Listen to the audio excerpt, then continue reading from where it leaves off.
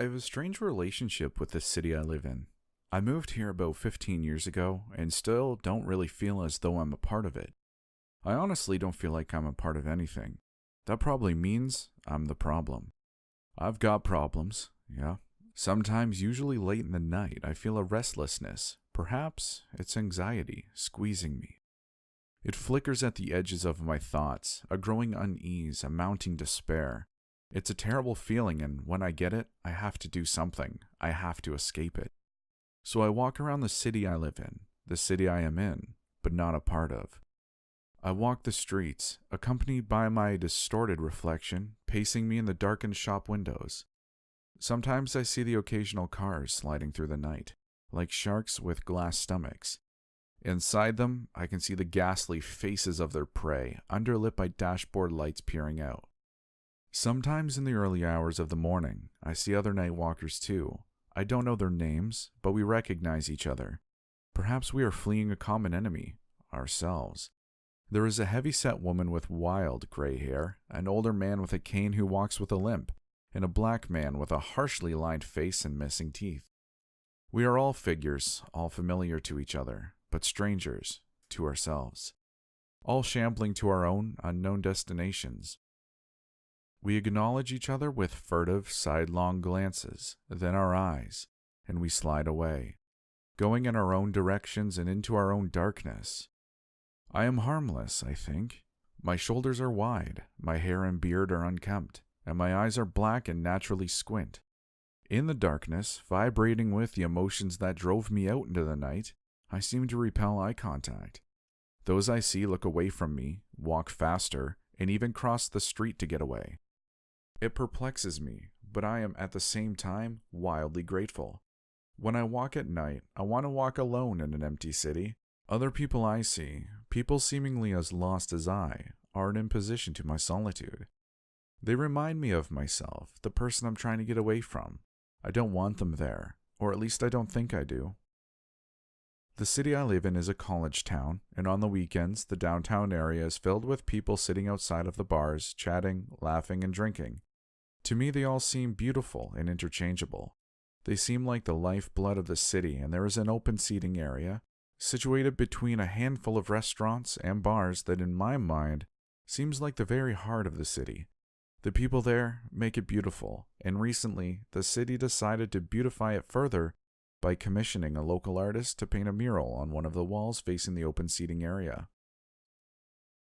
The artist is a local one, a skinny, tattooed girl with huge eyes and page boy bangs. I know her socially. We nod, smile, and wave in passing.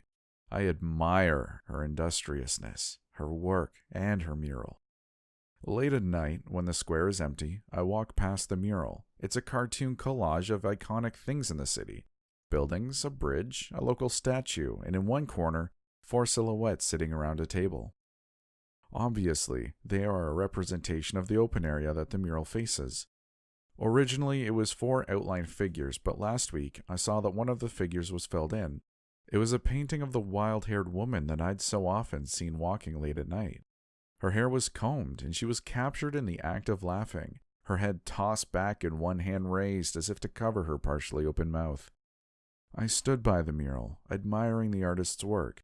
Perhaps she knew the woman that I had seen so often in passing. It was a fantastic portrait, much more detailed than the rest of the painting. I had tentatively touched the wall, the woman's cheek. Under the bright colors, I could see the pitted texture of the brick. The paint had felt dry, smooth, and oddly warm beneath my fingers, and then I felt something twitch and give way beneath my palm. I had yanked my hand back, shaking it as though it had been burned, and I stepped away from the painting, my palm and scalp still tingling.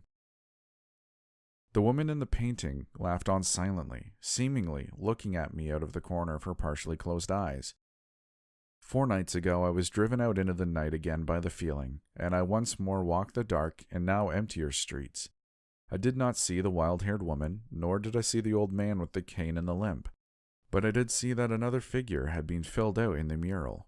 It was the old man in profile. He was sitting at the other side of the table, frozen in the act of pointing at the laughing woman. His cane wasn't in the painting. Perhaps he no longer needed it. Between the two of them sat the remaining empty shadows, 2 blank human shapes. The old man seems to be saying something. Beneath his large, hooked nose, his lips are caught in the act of shaping some unknown word. He actually looks as though he's blowing an open-mouthed kiss at the laughing woman. Perhaps he is. I admired the mural and the additional detail of the familiar old man, but I admired it from a distance. I felt no desire to approach it. I did not want to touch it. Last night alone in my home, I had again felt the feeling, the unease, and desperation that calls me out into the night. The streets were dark and completely empty now, and although it was a hot night, or more accurately a hot early morning, I had felt my body break out into a cold sweat as my feet, seemingly on their own volition, had carried me towards the mural. I didn't want to go. I went. I had stood a safe distance back from the mural, and I saw what I expected to see. 3 figures now, filled out in bright colors and amazing detail. The third figure, and latest addition, is the black man with the missing teeth and lined face. In the painting, he's smiling wildly, and his smile is perfect. The familiar lines around his mouth and eyes form deep creases, but the formerly harsh natural lines have somehow been softened by the artist's skill into something nearly beautiful.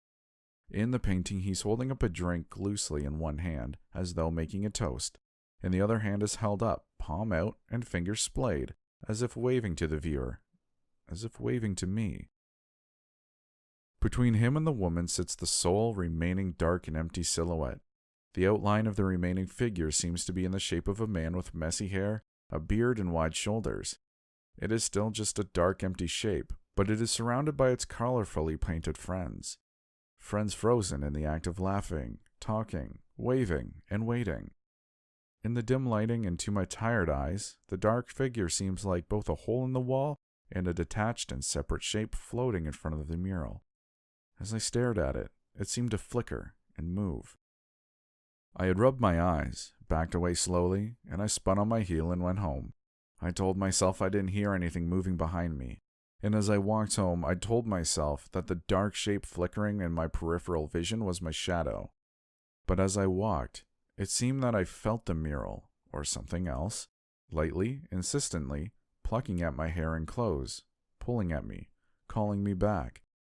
I told myself it was my imagination, and I almost believed it. Tonight when the city sleeps and the feeling comes, I will be ready. I will return one more time to the mural, its familiar faces, and the waiting table. I think that I will stay there. That's it. That's the end of the show. Welcome to the 100% scripted and pre-recorded portion of tonight's entertainment. If you liked what you heard, I'd be happier than a cat on a table full of antique glassware. As you know, cats love knocking things off tables.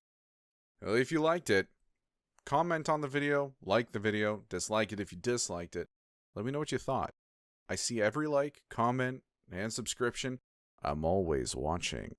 You'll also find my Ethereum address, just in case you want to support me and my cryptocurrency gambling addiction. Just kidding though. Anyways, this now concludes the 100% scripted and pre-recorded portion of tonight's entertainment. Thank you for listening and have a great day.